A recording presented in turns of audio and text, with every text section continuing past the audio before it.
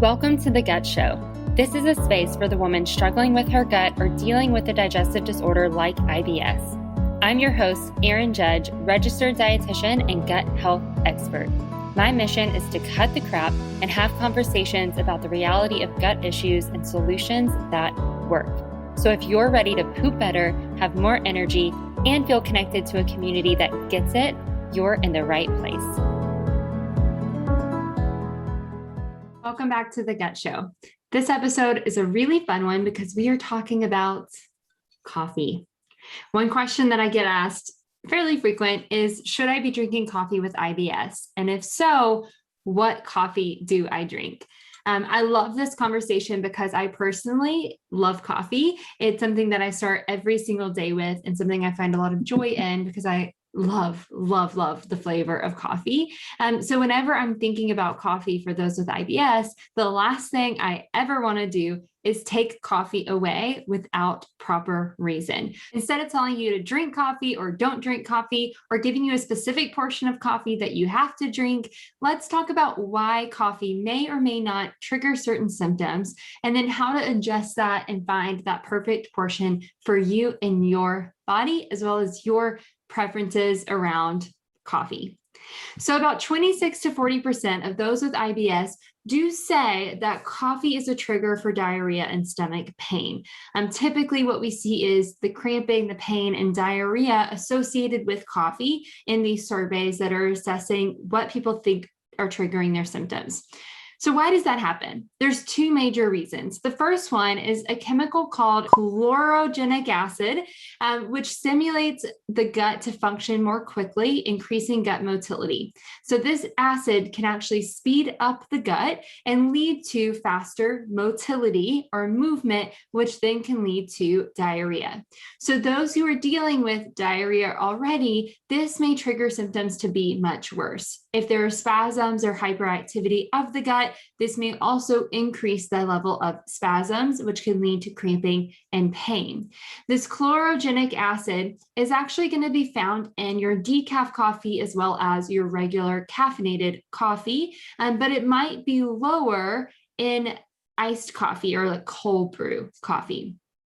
Another reason for symptoms being triggered by coffee is caffeine. So caffeine, too much of it can lead to abdominal cramps, even for those with IBS-C for constipation predominant. So caffeine can speed the gut up a little bit. Typically that speed is going to be due to the acid, but the caffeine in coffee can lead to more cramps and can be a trigger for many people. And so those are the two main reasons why coffee may cause problems. Thankfully, the caffeine is a component that's going to be found in caffeinated coffee, but lower in decaf coffee. Not non-existent, it's still there. So if you're drinking a large portion of decaf coffee every day, you are going to have some caffeine. It's just much lower, which is why it can work for those who are avoiding caffeine. So when we're thinking about the different things that are involved with coffee itself, it would be silly not to also address the fact that coffee is rarely it's rarely consumed alone without something added to it.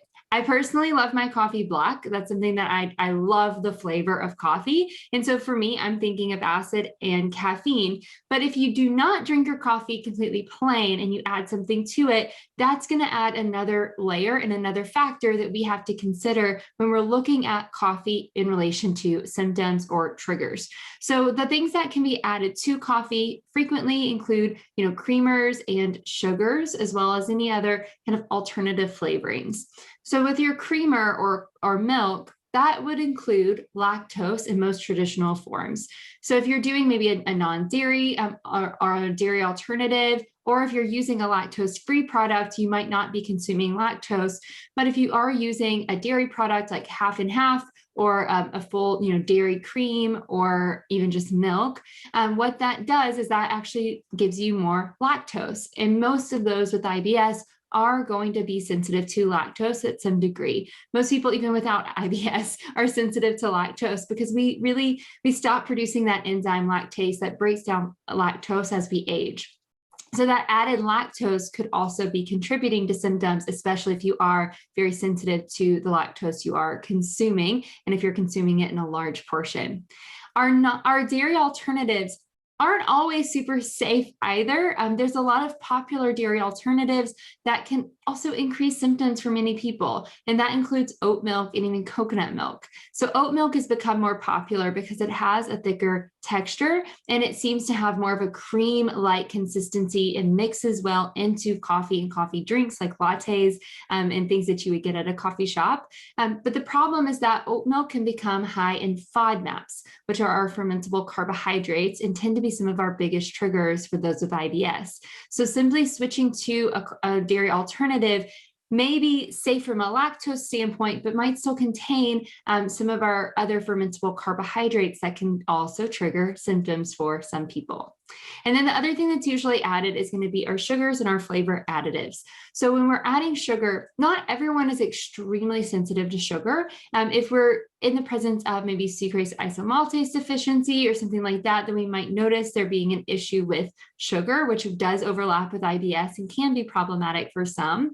The real problem is going to be found in excess sugar mixed with that caffeine. So it's a very heightened effect. You might throw off blood sugar balance, which can contribute to symptoms for some people. And sugar as a whole just can be a bit irritating to the gut if it's a lot all at once, especially when you're drinking just sugar, because there's not a lot of fiber or anything to help slow that down as you're digesting it. And so that can lead to some cramps and diarrhea, especially for some people. But the big problem is going to be found in our flavor additives or sugar alternatives. So many of our sugar alternatives are non-digestible, which means they resist digestion and move through the GI tract. And those are going to be your sugar alcohols or artificial sweeteners. And those can contribute to diarrhea and cramping for a lot of people too. And so getting the sugar-free option or buying, the light or skinny, quote unquote options that are out there that might reduce maybe calorie intake or the sugar that you're actually digesting and absorbing. The problem is that those can trigger diarrhea and cramping. So it's really important to consider what we're adding to the coffee, not just the coffee itself. So with that in mind, let's look at how you can assess how your body is handling coffee and adjustments that you can make that aren't just black and white of drink it or don't drink it. The first thing is to see where you are currently. If you love coffee or coffee drinks, start taking inventory of how much are you truly drinking. It's easy to think, oh, well, I only drink 1 cup a day, but is that cup a big mug that's, 16 ounces? Is that cup, a small 8-ounce actual cup? Like, what is the actual serving that you're consuming each day? And so it can be helpful to even measure that out using like a liquid measurement container. That way you can really see, oh, how much am I actually drinking without judgment or without change at first, just noting where am I currently and what does it look like? Assess what you're adding to coffee. So what kind of coffee are you drinking and what are you typically adding in? And a lot of times we think, okay, it's just a little bit of this or a little bit of that. Maybe measure it out and just see, where am I currently? Like, what have I started with? And then from there, we can start making some adjustments. So if you note, okay, I'm drinking this much coffee a day, I'm adding these things to it, and I'm having a little bit of diarrhea or cramping in the mornings that I would like to try to get a hold of. If you're dealing with constipation in the mornings, the coffee may not be a problem, but if you are dealing with some cramping or like some uneasiness or just discomfort in the gut, then you may still decide to go forward with adjusting your coffee intake. So the first thing that we want to do is adjust what's added to the coffee. So we want to remove one layer or adjust one layer at a time versus all of them at once so that we can really identify what the problem actually is versus like taking all the coffee out with the caffeine, with the acid, and with the additives and not know exactly what was triggering the symptoms to begin with. So adjust what you add to it. If you're using a cream or a milk, maybe going for a lactose-free version. If you're doing oat milk, maybe try an almond-based version for a little while. If you're adding a lot of sugar, maybe decrease that portion just a little bit. If you're doing a sugar alternative, maybe switch to actual just sugar, like a little bit of that instead, and see what feels good in terms of those modifications. So do that for a few days and then notice how that makes you feel. Did your symptoms change? Did they improve? Did they get worse? What do you notice? The next thing that you'll want to do is actually decrease the amount of the coffee as a whole. So if you are doing, 16 ounces, maybe bring it down to 12 ounces. If you're doing, 12 ounces, maybe 8 ounces. If you're doing 24 or 32 ounces, I've seen it, it's been there, slowly decrease that amount as a total. So what you're going to do there is you're decreasing acid and you're decreasing some of the caffeine to see if just a smaller portion works for you. Just like you did with what you added to it, decrease for a few days, continue to decrease if you're still having symptoms, and just note how that makes you feel. If you get down to 8 or 6 ounces and you're still having symptoms, then what we can do is we can actually decrease either the acid or the caffeine. So if you want to decrease the acid, a cold brew option would be the way to go. It's not a huge difference, but at an 8-ounce portion, it could be the difference that makes it tolerable for you. So try doing a cold brew and see if that works for you. If that's not what you want or that doesn't really work, then we can decrease the caffeine itself. So that would be switching from a caffeinated coffee to a decaffeinated coffee. So you have that 8 to 12 ounces, whatever portion you landed on, just switch it over to a decaf option for a few days and see how that makes you feel. If you've decreased the caffeine and you've tried, maybe switching out the acid, then the next step would be to remove it for a few days, maybe a week or so, and then slowly reincorporate the coffee back in a simple form. So you might start with a little bit of decaf coffee. Then you may start to build up to caffeinated coffee at 8 ounces. And then you may start to build up to 12 ounces and see where your tolerability actually lies. So it does take much longer than just saying, hey, take coffee out or bring it back in or just drink 8 ounces.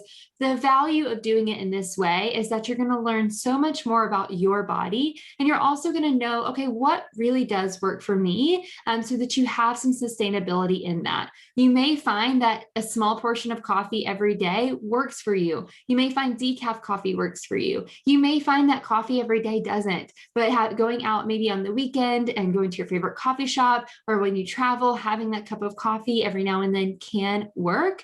And that's going to be the value for you moving forward.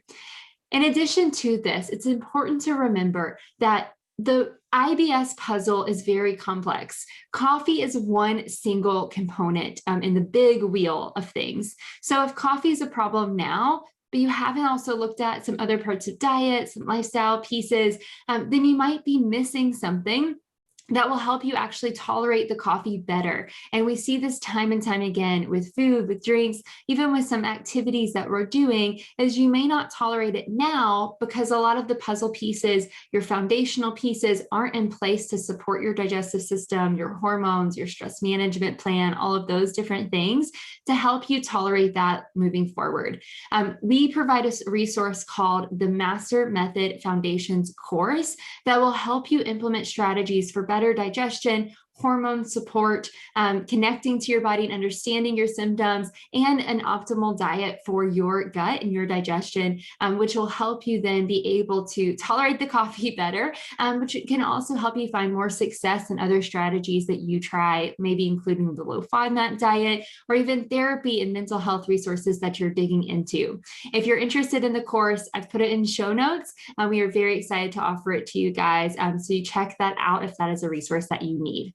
All right, go grab your favorite cup of coffee, try making some of these changes. And if you have any follow-up questions or want to share your results of doing it in this way, head on over to the Gut Community on Facebook, also linked in show notes, so that we can connect with you and answer your questions. Have an amazing rest of your day wherever you are. Remember, I see you, I hear you, I'm with you, and I cheers my coffee cup to you as you move forward.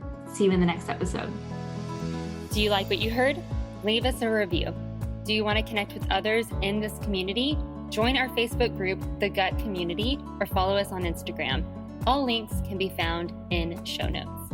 Thank you for listening, and we will see you next time on The Gut Show.